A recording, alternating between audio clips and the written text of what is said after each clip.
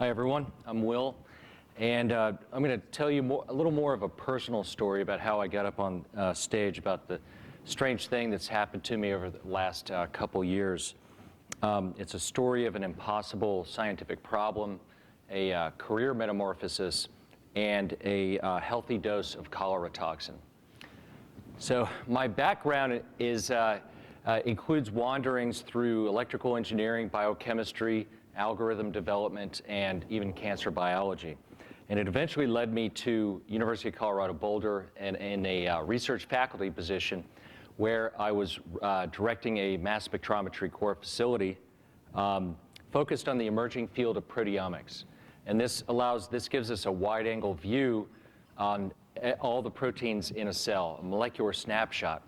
And but as with many emerging fields, I had to develop tools for this kind of work, and I was fortunate to be funded by the NIH to do this kind of work, but increasingly the work was constraining my focus away from the biology, away from some of my core scientific interests, and I was frustrated at the time.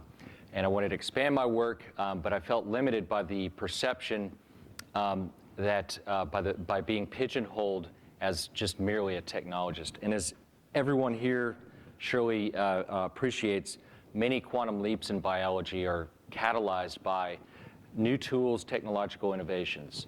DNA sequencing, obviously, also even fluorescent proteins discovered in exotic jellyfish. And yet, the prevailing view in the field, especially in academia, is that work on tools and technology is somehow less important. So, and now I'm going to shift back to University of Colorado Boulder. I was sitting in my office one day, and this guy walks in, Tristan. He's in the audience somewhere. You can't miss him. And he's a neurobiologist from Yale, and in a transitional phase in his career. And he's interested in collaborating. And he just arrived in Boulder, and he's sort of trying to find his way, his place in the academic world at CU. And interested in cholinergic signaling, the brain, and using drugs as tools to tease apart signaling networks within neurons. And so we spoke the same language. We hit it off. Fast forward a couple months, and I get a funding announcement in my inbox from DARPA. And I'm used to NIH grants. This was the first DARPA funding announcement I ever read. And it was from the Rapid Threat Assessment Program. And what they wanted was, they wanted a platform, a system that could determine mechanism of action of any unknown drug, chemical or biological agent after exposure to cells. And they wanted to be able to do this in 30 days. And as a biochemist, when I read that, I thought, that's impossible. There's no way you could do that. You can't do that. And keep in mind that it takes a long time to figure out mechanism of action. Usually it's done by fishing out the proteins that bind to a drug, and it's difficult, tedious work. It took more than a decade to figure out, after first use in humans, how the botulinum toxin works. This is the most toxic substance known to man, and first isolated more than 50 years ago. And the biology that was eventually revealed by using this toxin, let me back up and say that it shuts down synaptic transmission at neuromuscular junctions. And it was a mystery for a long time. And the biology that was revealed by this toxin led to a Nobel Prize by Tom Sudoff and others. And now it's the basis for a $2.8 billion drug. It's a pretty amazing story.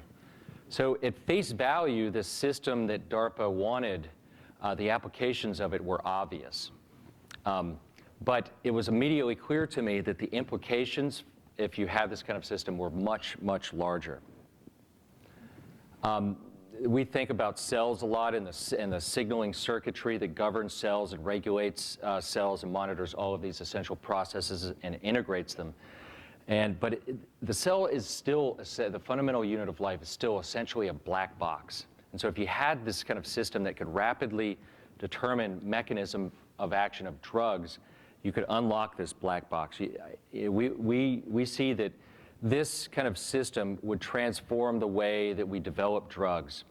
And it would transform the way we could the pace at which we could understand any kind of molecular mechanism, including any biological perturbation like viruses, like Ebola, and even determine and understand why a drug, especially in clinical trials, works for some people and is toxic for others. And this is still a mystery, and there's no method out there where we can go in and determine why this worked for certain patients, why it didn't work for other patients, and why it was toxic. So this is a technology that's really needed right now. And it was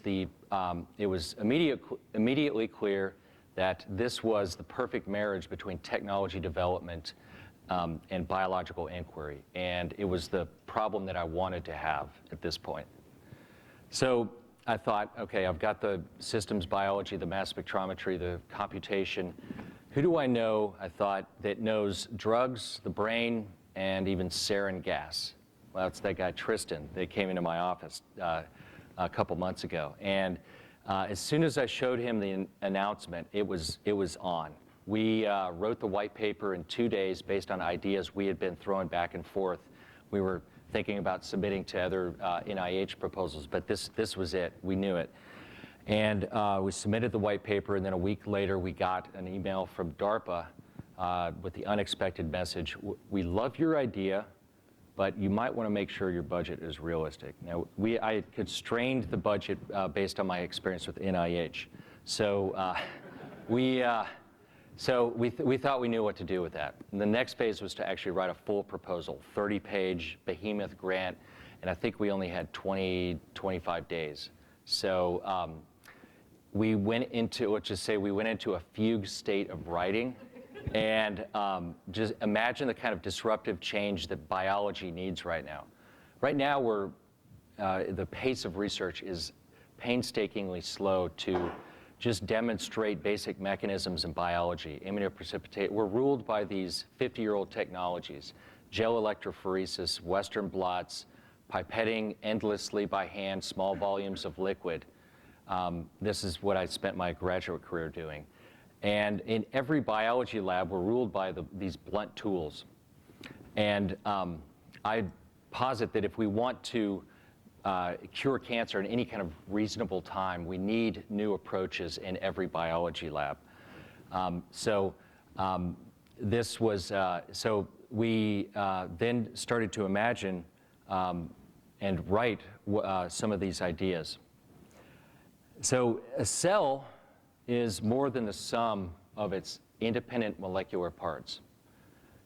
Think of it this way. You can't understand a human population by examining the actions of individuals in isolation.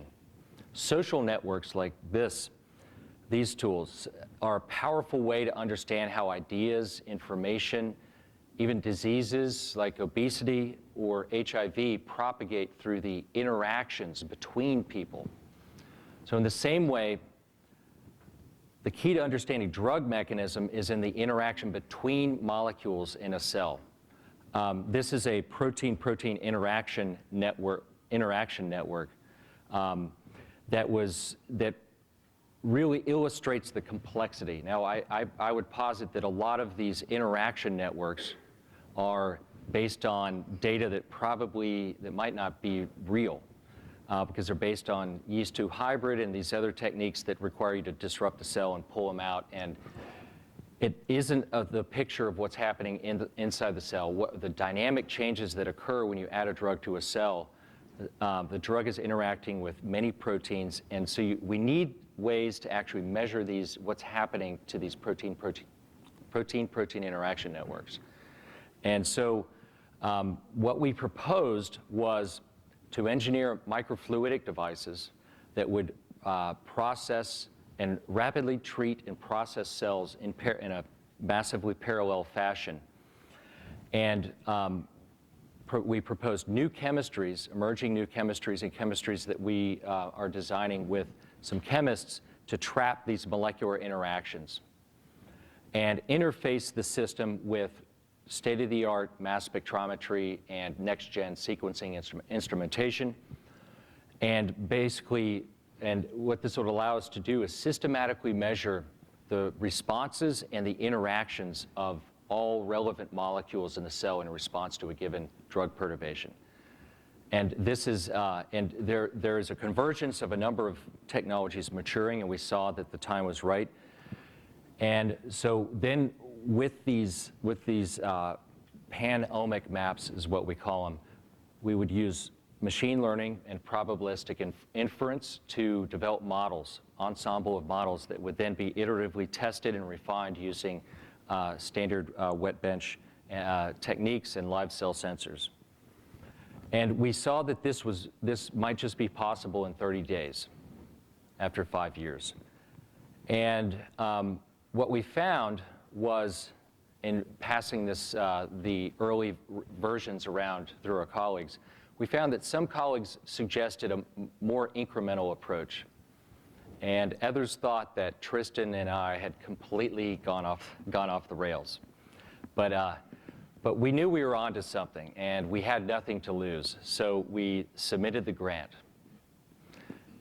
So, and here we are. So we got the grant, obviously. And as it turns out, being the PI on a large DARPA-funded grant is a perturbation in itself.